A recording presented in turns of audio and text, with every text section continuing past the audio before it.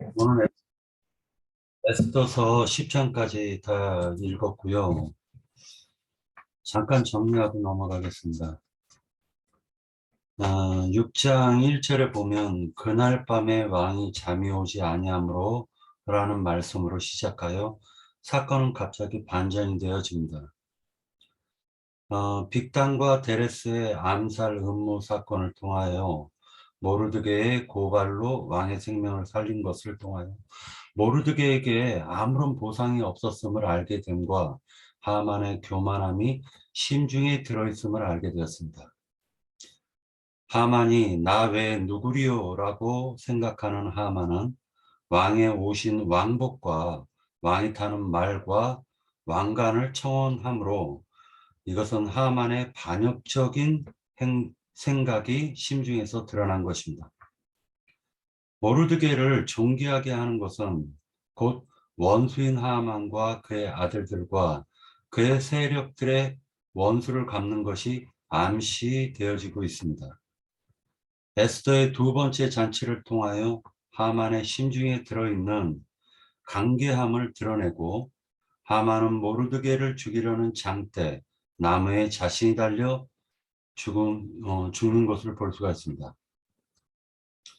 왕의 조서는 누구도 폐할 수가 없습니다.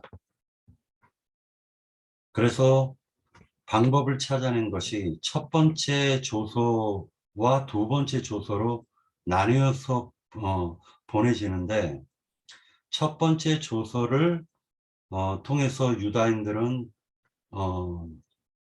유다인들을 죽이는 조서가 반포되어졌고 그러나 반면에 곳곳에 숨어있는 그 유다의 원수들이 드러나는 사건으로 볼 수가 있습니다.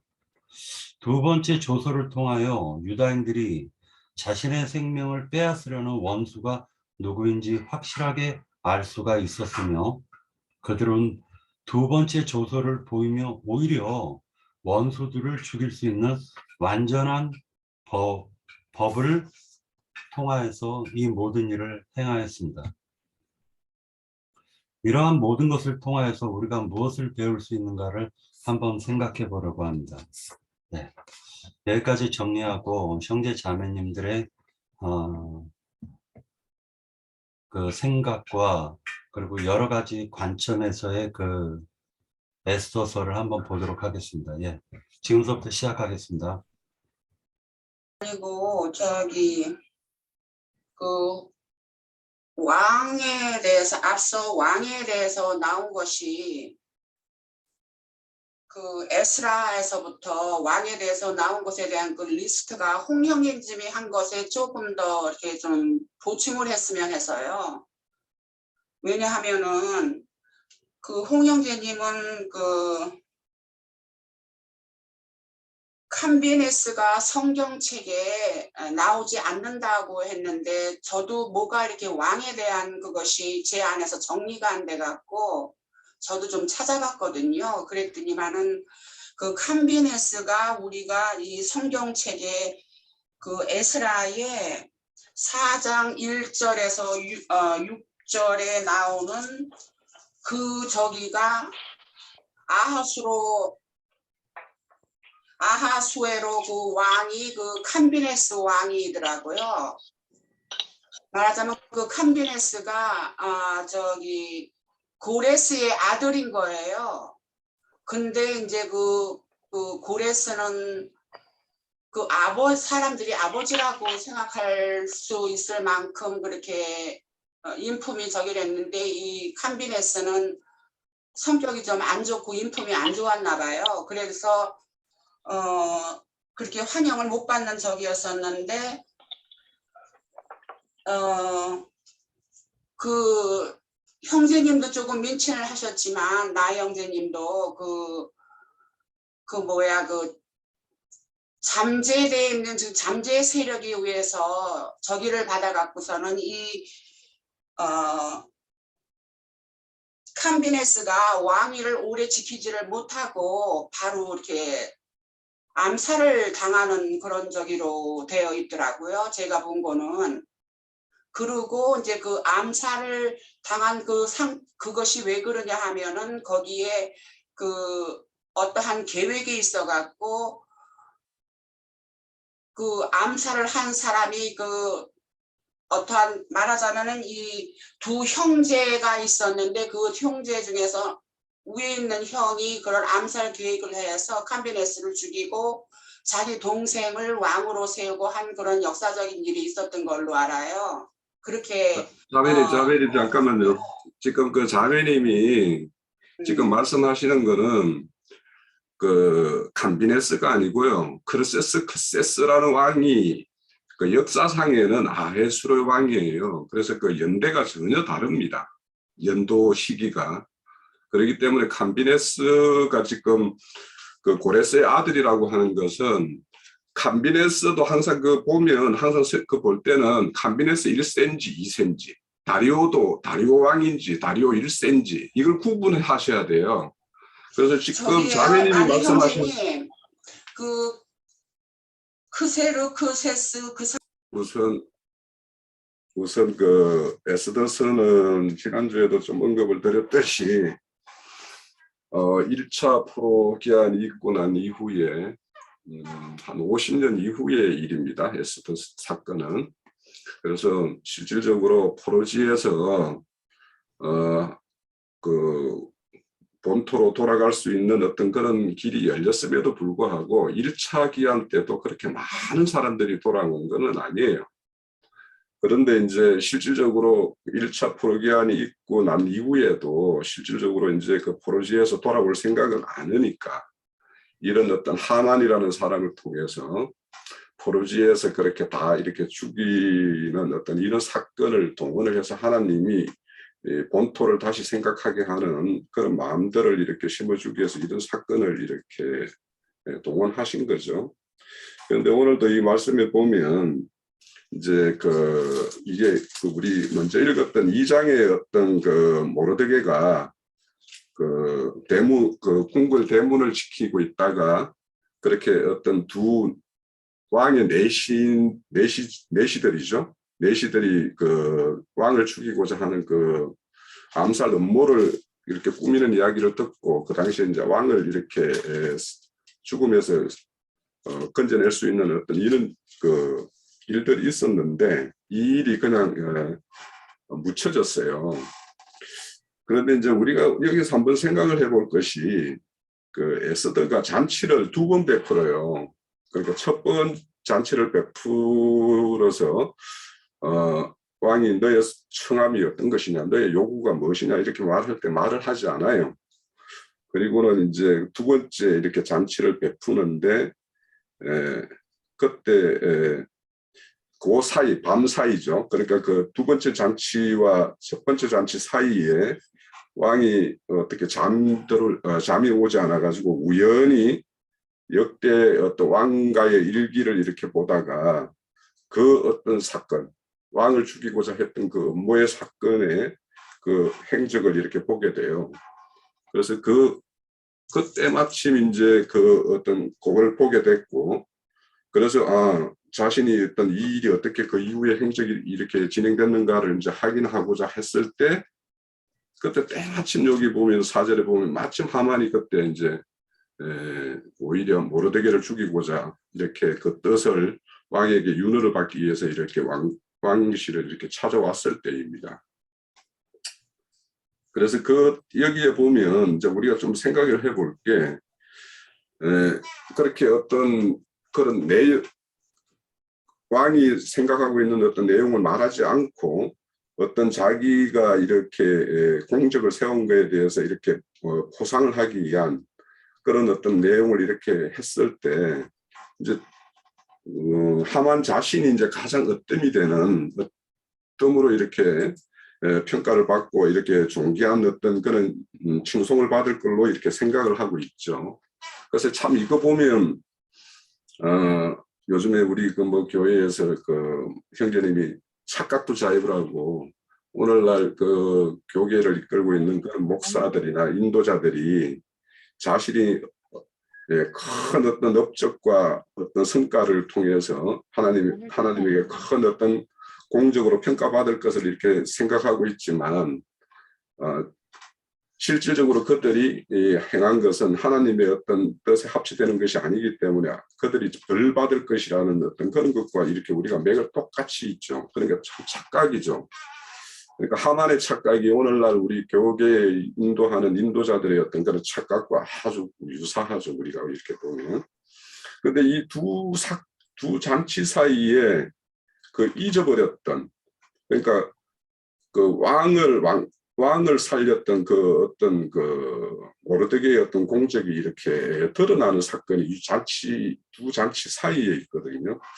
그래서 이것이 어떤 것을 의미하는가 우리가 좀 한번 좀 새겨볼 필요가 있겠다 싶은데 뚜렷하게 이렇게 잡히는 것은 아닌데 실질적으로 이제 그 우리 주님이 이 땅에 오셔가지고 초기에 예수님이 이렇게 십자가에 돌아가셨을 때 그 모습을 보고 모든 제자들이 다 흩어졌잖아요.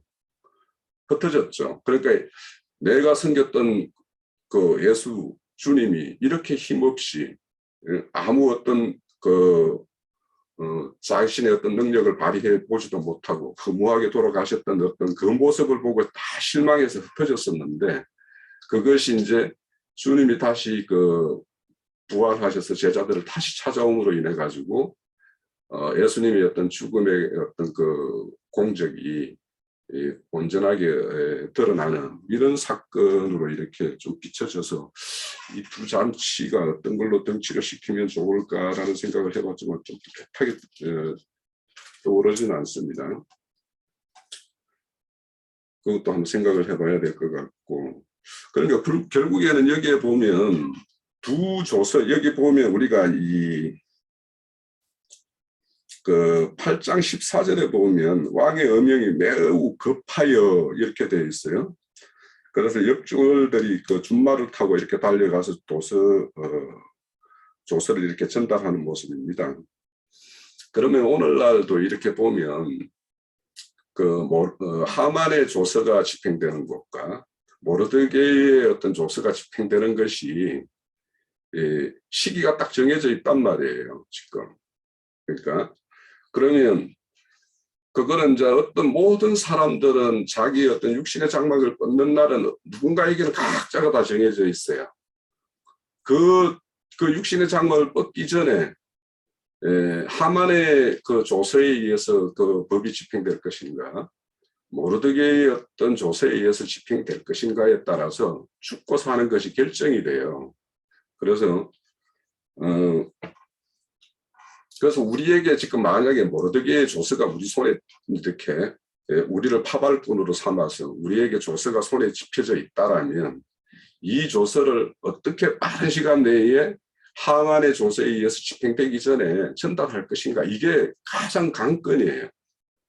그래서 우리 모두가 이렇게 모르드게가 우리 손에 집혀준 이 조서, 그러니까 이 조서는 예수님이 우리 손에 지켜준 어떤 복음의 정서, 이 정서를 지금 율법 정서에 의해서 어떤 죽음의 집행이 하에 있는 그들에게 우리가 하루속히 전달해야 될 어떤 그런 책무가 있다라는 것을 우리가 좀 깊이 생각을 해봐야 될 것 같고, 또 이제 결국에는 그 조서가 그 율법의 조서가 집행되기 전에 유다인들에게 그 조서가 집행되어서 오히려 이제 죽음의 일을 유대인들이 오히려 살아서 은수를 갚는 그 이야기가 이제 그 9장이거든요. 그래서 9장의 내용을 보면서 저는 이제 이게 계시록 19장의 어떤 그 주님이 이 땅에 오셔서 마지막 어떤 심판을 행할 때 보면 그들이 이제 그 계시록 16장에 보면 아마게돈 전쟁을 하기 위해서 다들 거기에 모여요. 그러면 서로 지금 이 조서를 두 가지 조서를 가지고 있는 자들이 누구에게는 모르드게의 조서가 가지고 있고 누구에게는 하만의 조서를 가지고 그걸 가지고 그 아마게돈에 이렇게 모여드는 것 같은 이런 느낌을 좀 받아요. 이 불임절 사건이 일어난 현장이. 그래서 그런 어떤 두 세력이 이렇게 죽음을 두고 사투를 벌이는 어떤 현장이 우리가 이 시대에 우리의 어떤 영적 전쟁이 펼쳐지는 그 현장과 너무도 유사하게 펼쳐지고 있다. 그리고 이제 하만과 그 아들이 열이에요. 그래서 이렇게 보면 우리 계시록에 그 하만은 큰 무리에 앉은 음녀라고 생각을 한다면 그 열 아들은 일곱 머리 열 뿔들이 상징되는 어떤 그런 걸로 이렇게 좀 봐도 될 것 같기도 하고요.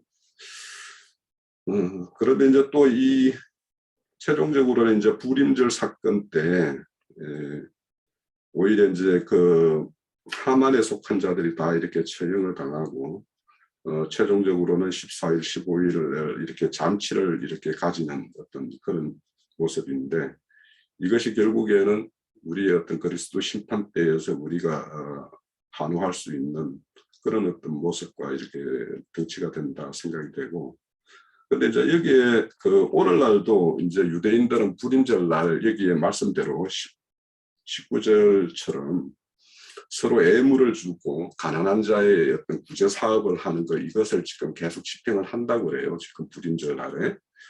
그래서 이 잔치를 베풀고 애물을 주고 가난한 자를 이렇게 구제하는 것은 결국에는 어떤 이런 어떤 구속 구원을 받은 어떤 그런 기쁨과 한의를 전체가 함께 누리는 그래서 어떤 공동체적인 그 한 무리를 이루는 그런 어떤 모습으로 비춰져서 이게 결국에는 계시록 21장에 그 어린 양과 함께하는 14만 4천의 어떤 무리 또 계시록 15장에 불붙은 유리바다 위에 있는 그 14만 4천의 어떤 모습 이런 거와 이제 그 좀 등치를 시켜볼 수 있겠다라는 생각이 좀 들고요.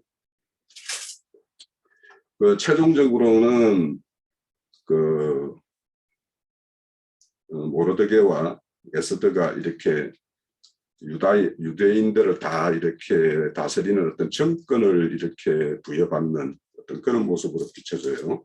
그래서 최종적으로 이제 10장 마지막 절에 보면 그 모든 족속을 안위하는 자로서 에스더와 모르드게의 어떤 그 등용으로 이렇게 매진되는 것이 에스더랍니다. 그래서 모르드게가 인자 예수의 어떤 모습이라면 에스더의 어떤 모습은 교회와 어떤 성령이 함께 이루어지는 오늘날 우리 교회의 모습이 이와 같은 모습이 아닐까 이런 생각이 좀 들었습니다. 예. 예. 저도 보이는 거,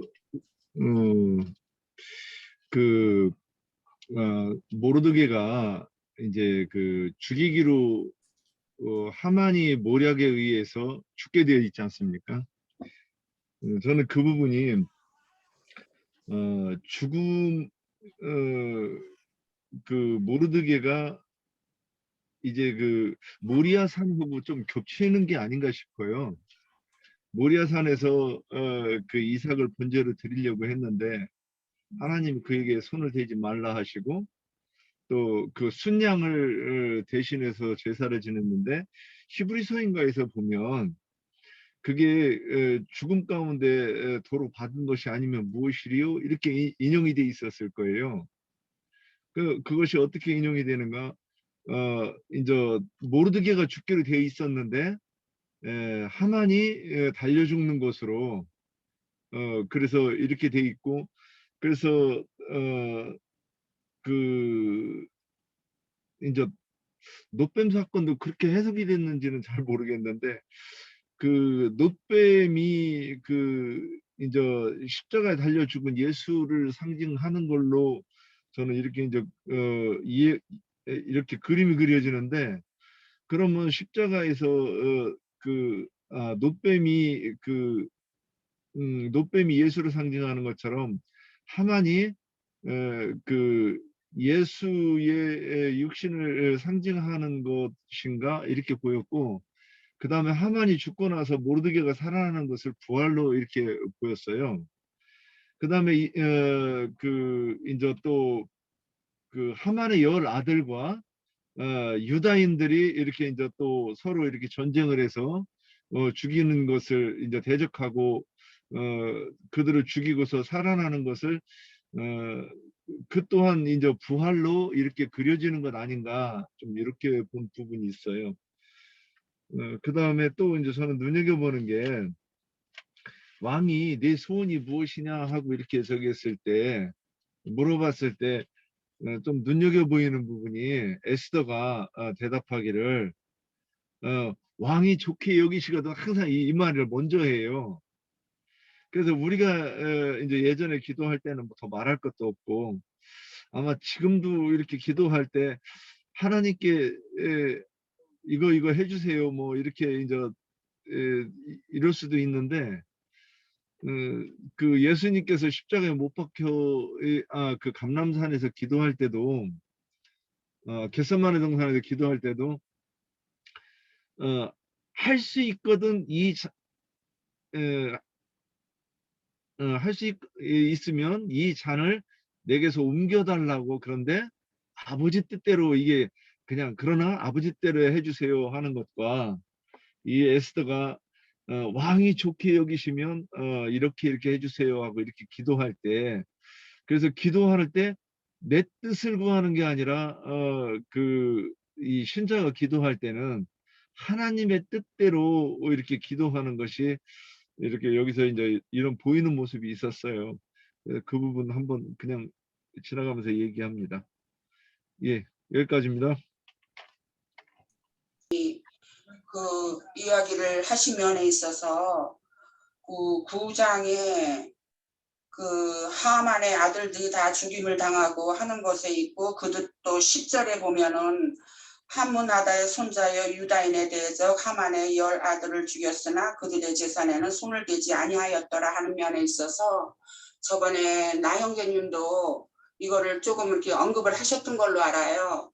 그 사울 왕 때 그 저기를 그 아말렉 족속 그 아각을 다 멸하고 그 외투인가 그런 것도 아무것도 가지고 오지 않았어야 되는 것인데, 그것을 남겨갖고 와갖고서 가지고 오고 해갖고서는 그 하나님을 노하게 하신 그것처럼, 여기에서 그 하만의 10아들은 그 계시록의 저기를 해서 말하면은 바다의 10왕이 아닌가, 여기서도 또 아들도 10명이라고 그랬어요. 그래서 그 바다의 10왕이 아닌가, 그 생각으로 생각이 들어가고요. 또 그들의 재산에는 손을 대지 아니하였더라 하는 것에 있어서도 하나님이 원하시는 대로 모든 그 아말렉 족속들의 모든 물건은 탐하지 아니하고 다 이렇게, 그러니까 말하자면 사람이나 거기에 딸린 모든 것을 다 전멸하는 것이 그 하나님께서 우리에게 요구하시는 것이 여기에서 이루어지지 않았나 하는 것으로 생각되어져서, 윤 형제님이 거기를 조금 지금 얘기를 하길래 저는 거기다 조금 보충을 했습니다.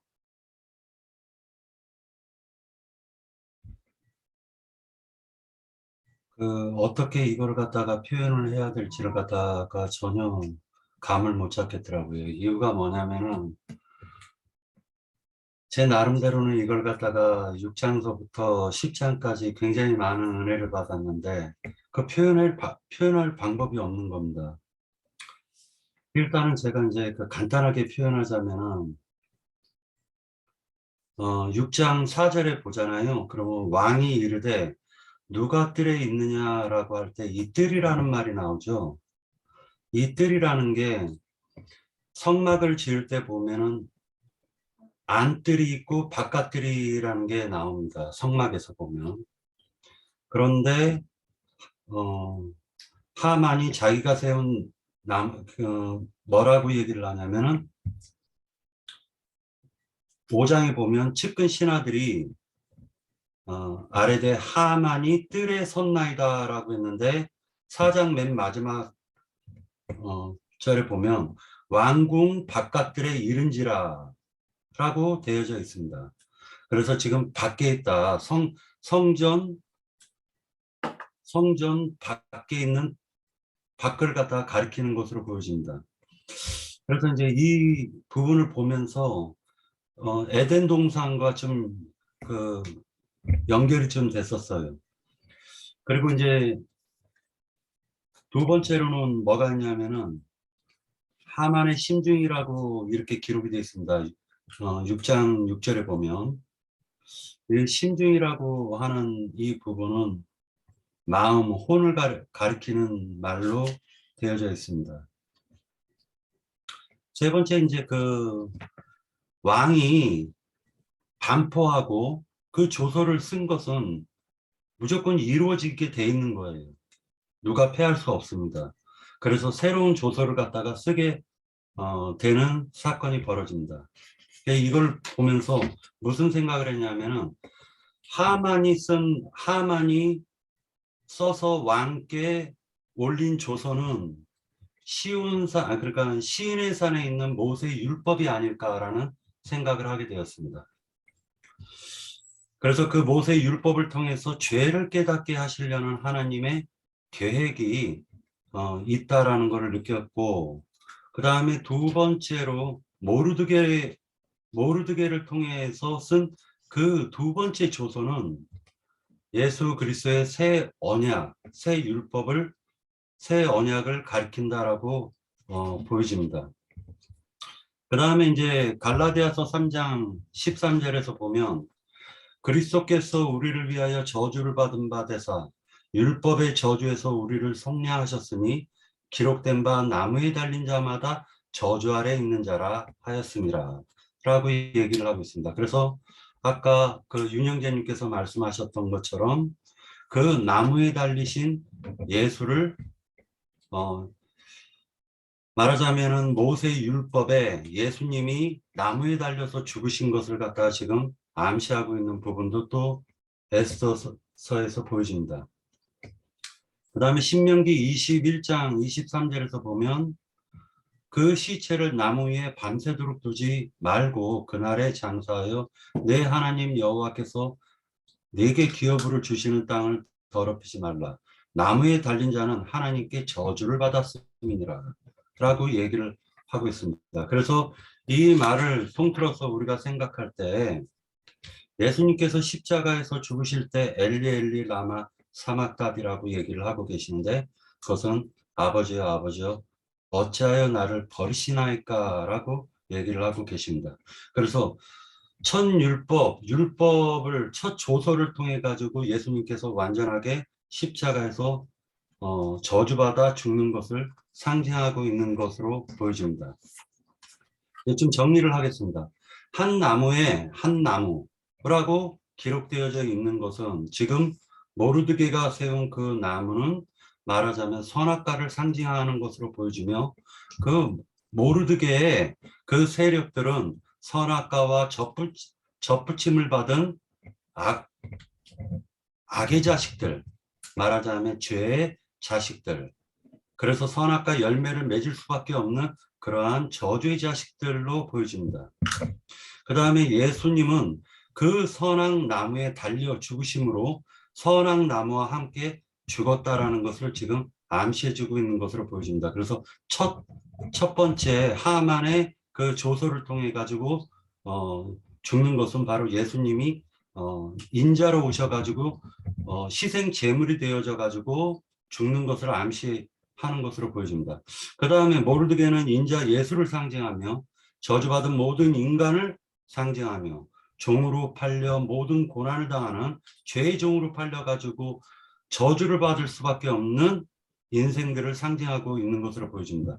그래서 모르드게는 첫사람 아담을 대표하며 그래서 첫사람 아담은 나무에서 죽음으로 말미암아 완전한 하나님의 저주를 받는 것을 상징하고 있다라고 보여집니다. 그리고 이제 이후로는 새 언약, 새 조서를 통하여 하만과 같이 하만의 세력들이 죽이려는 유다인들에게 역으로 죽임을 당하는 불임철이 이루어지는데 이것이 지금의 이방인의 때, 즉 교회 시대이며 은혜 시대이며 이방인의 때 2000년을 가리키는 것으로 보여집니다. 그래서 지금 우리는 옛 조서, 신해산 율법의 조서를 가지고 죽이려 하는 자들을 대항해서 예수 그리스도의 새 언약인 그 새 조서를 가지고, 두 번째 조서를 가지고 그 죽이는 자들을 막아서 원수를 갚아주는 것이, 이것이 바로 말하자면 모르드게가 존귀함을 받는 것으로 표현하고 있는 것이 아닐까라는 생각을 해봤습니다.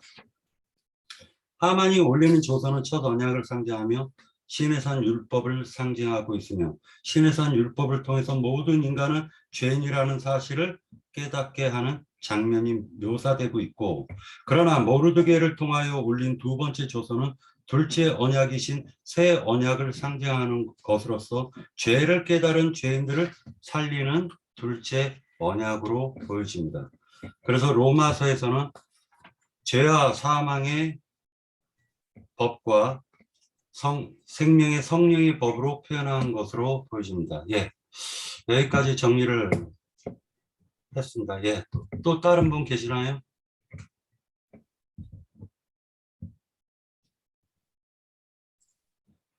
여기 말씀 중에 하나만 뭐 간단하게 언급을 드리면, 이 유다 사람들이 대적들인 하만에 속한 자들을 이렇게 처벌하면서 그들의 재산에는 손을 대지 않았다라고 이야기를 해요. 그러면 여기에서 그들의 재산이라는 것이 무엇일까? 물론 그들의 어떤 물질적인 어떤 재산 뭐 이런 것들도 있을 수 있겠지만, 그 왕이 하만의 어떤 집을 모르드게에게 다 이렇게 승계시켜주는 어떤 이런 모습도 봐서는 여기서 말하는 재산이라는 것은 오히려 하만은 지금 그 율법의 어떤 조서를 이렇게 내는 어떤 사람이라고 상징한다라면, 그 하만의 재산이라는 것은 그들의 어떤 종교적 체계와 교리와 그들의 체계를 수호하는 어떤 그런 지식 체계, 이런 것들이 아마 그들의 재산이 아닐까라는 생각이 들어요. 그래서 우리도 당연히 그들의 어떤 견고한 진을 이렇게 무너뜨리고 그들을 이렇게 해야 되겠지만, 그들의 어떤 재산을 탐하는 것은 우리가 아니기 때문에, 그래서 우리가 그들의 어떤 그 교리적 가르침 이런 것들은 사악한 영들에 의해서 어떤 붙들려 있는 거거나 아니면 미혹한 영, 또 귀신들의 어떤 그런 가르침으로 되어 있는 그들의 어떤 종교 체계를 이렇게 말하는 것 같아서 그렇게 보면 될까 싶은 생각이 들어서 말씀드립니다. 한 가지 더 추가하자면은, 나무에 하만이 죽고 그 다음에 두 번째는 그 하만의 10아들이 나무에 매달려서 죽는 그 상황을 볼 수가 있습니다. 그래서 예수님께서는 그 유대교 체계를 갖다가 깨뜨렸지만은 예수님의 말하자면 영을 받은 그리스도인들은 이 하만의 10아들과 지금 전쟁을 해서 그들을 말하자면 두 번째 언약으로 나무에 달아 죽일 사명을 갖고 있다라는 생각이 들었습니다. 예. 네, 또 다른 윤영재님 말씀하십시오. 응재님께서 그 재산을 손대지 않은 것에 대해서 얘기할 때, 이제 우리가 재산이라고 하는 거는 이제 현대로 하면 이제 돈이잖아요. 뭐 귀금속이고 뭐고 다 이렇게 이제 동그라미로 다 표시가 되는 거니까 돈. 근데 돈은 자기가 그 건강한 사람이 나가서 일해서 벌을 수 있는 게 그게 이제 소득이고 돈이니까, 그러면 우리가 수고해서 그 일생 동안 우리가 물질적인 것하고 영적으로 취할 수 있는 거는 진리냐 거짓 복음이냐인데, 그러면 거기서 손대면 안 되는 그들의 재산이 이제 창세기에서는 9장에서는 피를 먹지 마라 이렇게 얘기한 것과 이게 같은 이제 내용이라고 저는 이렇게 보여요. 그래서 이 부분 그냥 한번 또 이렇게 보태봅니다.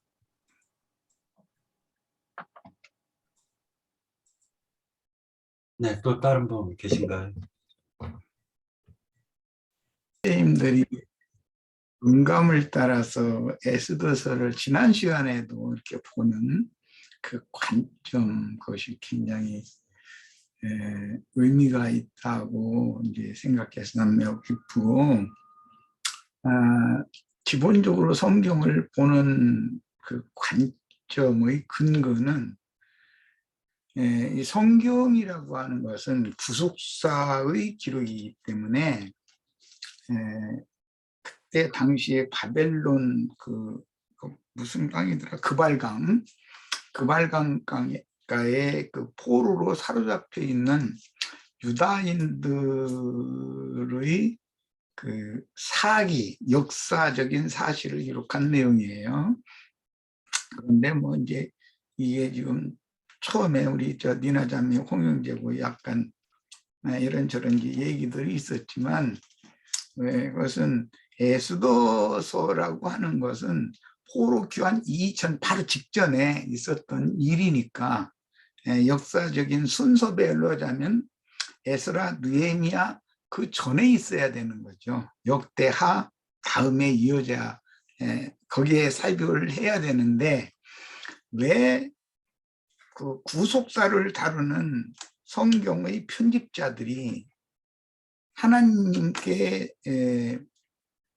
영감을 받아서 이 성경의 순서도 배열을 하고 편집을 한 건데, 왜 포로 귀환 이후의 시가서 바로 직전에다가 이 말씀을 이렇게 넣었을까? 이제 이런 것은 이제 신약의 편집으로 보자면 유다서가 뭐 신약책의 그 복음서 다음에 사도행전 다음에 서신서인데, 서신서의 맨 끝에다가 요한서신으로 끝내지 않고 유다서를 딱 살짝 삽입을 해놔요. 그리고 계시록으로 완성을 해놨어요. 그건 이제 한번 잘 생각을 해보셔야 돼요. 그 성경에 쓰여진 어떤 시기적으로 유다서가 요한 1, 2, 3서보다 더 늦게 쓰였기 때문에 그럴까? 그렇지 않아요. 이게 어떤 쓰여진 순서대로 성경이 편집된 것이 아니다라는 것을 이제 기본적으로 이해를 하셔야 되겠어요. 그것은 그 내용이 어떤 내용의 앞의 내용을 이어받고 다음 내용으로 연결하는 데는 그 내용이 그 자리에 딱 필요하기 때문에 그렇게 편집을 한 거예요.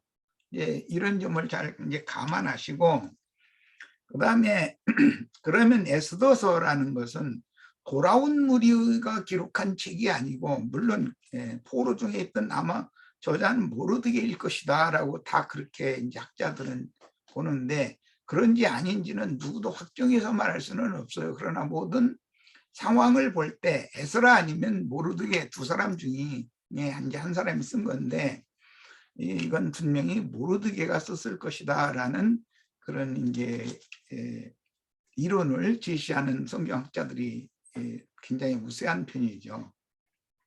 나도 이것은 아마 에스라보다는 모르드게가 썼을 가능성이 많다, 이제 이렇게 이제 짐작은 해요. 그러나 그렇다고 누구도 확정하기는 어려울 거예요. 이제 제일 중요한 것은 이제 내가 생각하는 건 이겁니다.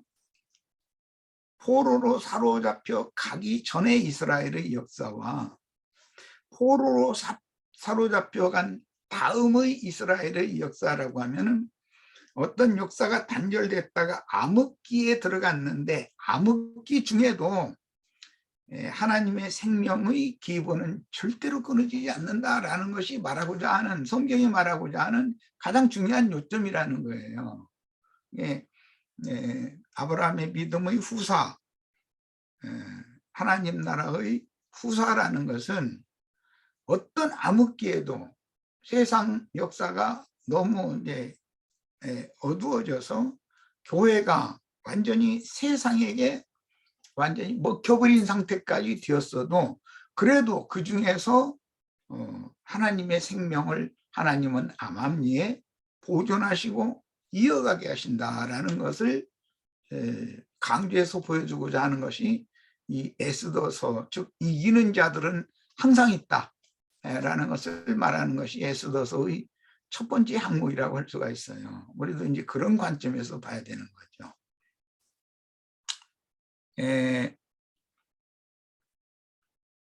그러면 불임절이라고 하는 이 명절은 하나님이 모세에게 지시하신 7절기 외의 절기로서 이 절기는 포로 중에서 이 절기가 만들어졌다라는 거예요. 자, 이것을 우리는 어떻게 그러면은 오늘날 이것을 어떻게 불임절을 어떻게 적용할 거냐 이걸 이제 생각을 해봐야 되는데, 주님의 교회가 로마 제국에 의해서 사로잡혀서 포로가 되었어요. 암흑기에 들어가는 거예요. 그래서 이제 로마 교황 교회라고 하는 세상 교회가 이제 돼서 쭉 이어지는 거예요. 그런데 그 로마교로부터 한 줄기의 빛이 이렇게 비춰져요. 해방, 어둠에서 빛으로 이제 나올 수 있는 어떤 계기가 마련되는 거죠. 구약의 역사로 하자면 바벨론의 포로 잡힌 하나님의 백성들에게도 서광이 비친다 이 말이죠. 그들이 계속 포로 생활을 하는 것은 아니다. 반드시 그들 중에 이기는 자들이 있어서 반드시 회복이라고 하는 여망이 있다라는 것이죠. 그래서 이제 역사상으로는 에스더서 이 역사가 있었기 때문에 스룹바벨 예수와의 인도를 따른 1차 포로 귀환이 있는 거예요. 그러니까 역사상으로 보자면 에스라서 바로 앞에 이 에스더서가 있어야 된다는 말을 내가 아까 강조했던 것은, 특히 저기 오늘 그저 니나 자매고 홍영재하고 이렇게 이제 서로 생각을 가지고서 이제 서두에 이런저런 얘기들을 했지만, 에스라서 2장 2절에 보면 스룹바벨과 예수와의 인도를 받아서 1차 포로가 귀환한 자들의 명단이 에스라에 의해서 쭉 기록이 되고 있어요. 에스라는 1차 포로에 돌아온 사람이 아니죠. 2차 포로를 인도한 사람이죠. 그런데 1차 포로 때 이런 사람들이 스룹바벨과 여호수아, 예수와의 인도를 받아서 이런 자들이 돌아왔다. 이들이 이기는 자들이다. 이걸 지금 강조하는 것이거든요. 그런데 그 중에 모르드게가 1차 포로 귀환 자 중에 명단에 들어가 있어요. 자, 그러면 우리들은 뭘 생각해야 되느냐면은, 모르드게가 아직 페르시아의 포로로 사로잡혀 있는 중의 기록이 에스더서이기 때문에 에스더서라는 것은 포로 귀환 이전에 있었던 역사적인 사실이라는 것을 확증해 주는 거예요. 포로 귀환자 중에 이 에스더서 다음에 포로 귀환이 있는데 1차 귀환자들이 스룹바벨, 여호수아의 인도를 받아온 자들이 그 무리 중에 모르드게가 있어요. 자, 그 말은 에스더서는 에스라서나 느헤미야서보다 더 앞에 있었던 역사다 그 말이에요. 그것은 변기할 수 없어요. 누구도 변론하거나 이것은 주장해도 안 되는 거예요. 그건 있을 수 없는 일인 거예요.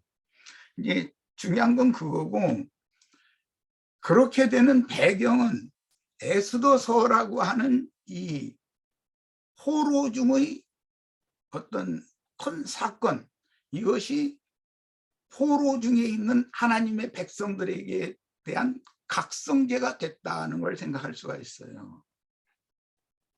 예를 들자면 2차 대전 때 나치스의 그 히틀러가 기독교인 500만, 유대인 600만을 학살한 얘기는 아마 근대사이기 때문에 다 모르는 사람이 없을 거예요. 1100만을 죽였어요.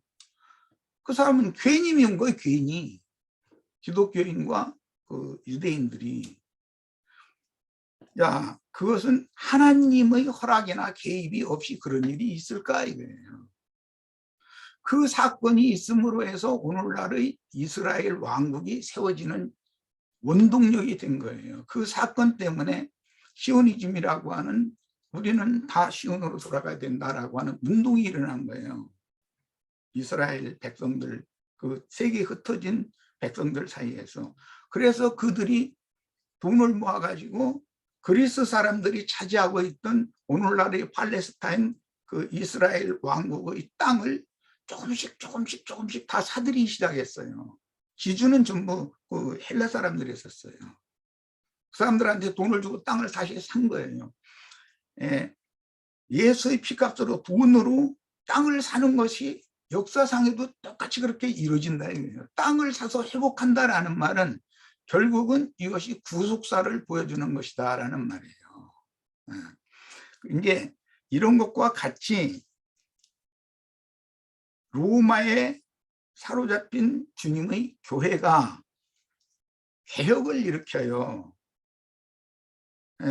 그래서 기독교계 그 개신교회에서는 개혁주간이라는 것을 지켜요. 아마 우리 저기 한자매하고 이현자 자매하고 뭐 김옥경 자매는 신학을 했다고 그러니까 아마 그런 걸 잘할 거예요. 그게 뭐 AD 517년이든가 그때 1517년이지 1517년이든가 그때 그 루터라는 사람이 그 비덴베르크 성당 정문에 95개 조항 뭐 그걸 이제 요약하다면 교황 무호설이 틀렸다라는 거, 성경만이 진리다 이제라는 것을 이제 중심으로 하는 내용들인데 여러 항목이 있지만 이제 그것을 계시를 하고 그에 따라서 개혁이 일어난 거예요. 그럼 기독교는 그 개혁주의를 굉장히 중요하게 지켜요. 이게 포로 중의 절기다 이거예요. 기독교계라고 하는 그 종교 체제에 사로잡혀 있는 하나님의 백성들에게 그런 빛이 임하는 서광이 비치는 거예요. 그게 어둠에서 빛이 비춰진 계기가 된 거예요. 이렇게 해서 개혁의 개혁을 또 개혁을 이렇게 지금 이렇게 해서 오늘 우리에게까지 이제 온 거예요. 그 개혁이라고 하는 것은 알고 보면 어둠의 권세인 마귀의 권세로부터 하나님의 백성들을 빛이신 하나님에게로 인도하고 빼내고 중매하는 것이 그 개혁의 그 내면이고 실상인 것이거든요. 이제 이런 것을 보면 아까 우리 그 저기 마지막 부분에 그 유영재님이 저기 박영재님이 그 얘기했구나. 이스라엘 백성 유대인들이 아각 자손 함무다다의 아들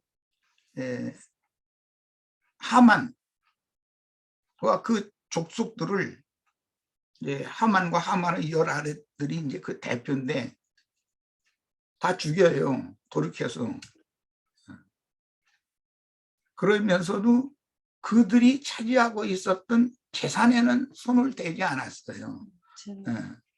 그들이 차지하고 있던 재산이라는 게 뭔가 로마교의 교부들, 로마교 교황과 즉 하만과 열 아들이라고 하는 열 황제, 그게 교회를 대대적으로 박해한 황제들이 10명이 굉장히 유명해요.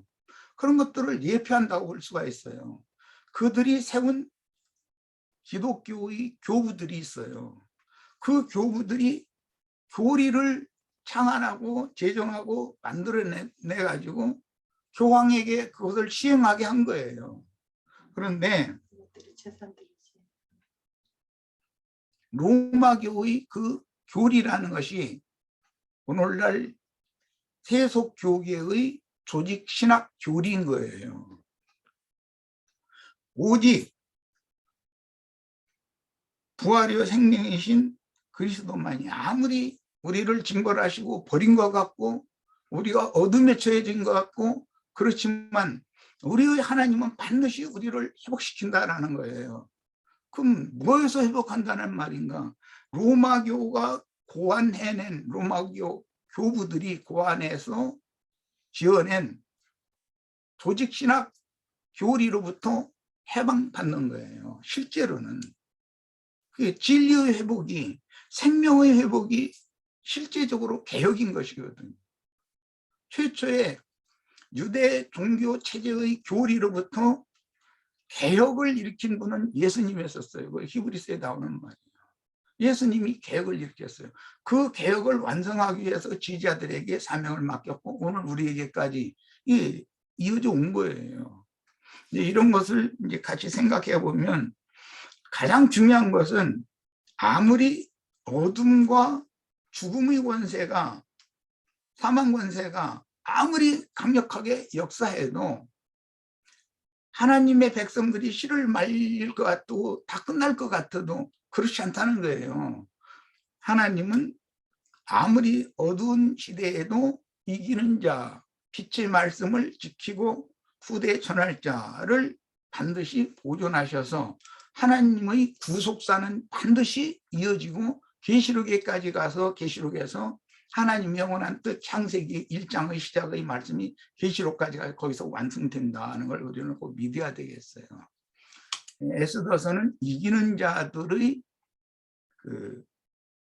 이제 개혁을 이제 강조한 건데 하나님의 후사들이 어두운 시대에도 반드시 보존되고 지켜진다. 그리고 하나님이 선하시고 싶으신 뜻은 반드시 그 이기는 자들을 통해서 이루어진다. 이제 이런 것을 강조하는 것이 에스더서다. 이렇게 이해하면 될 것 같습니다.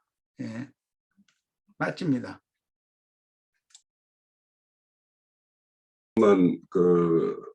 요거는 녹화는 내가 안 뜯게. 실제 그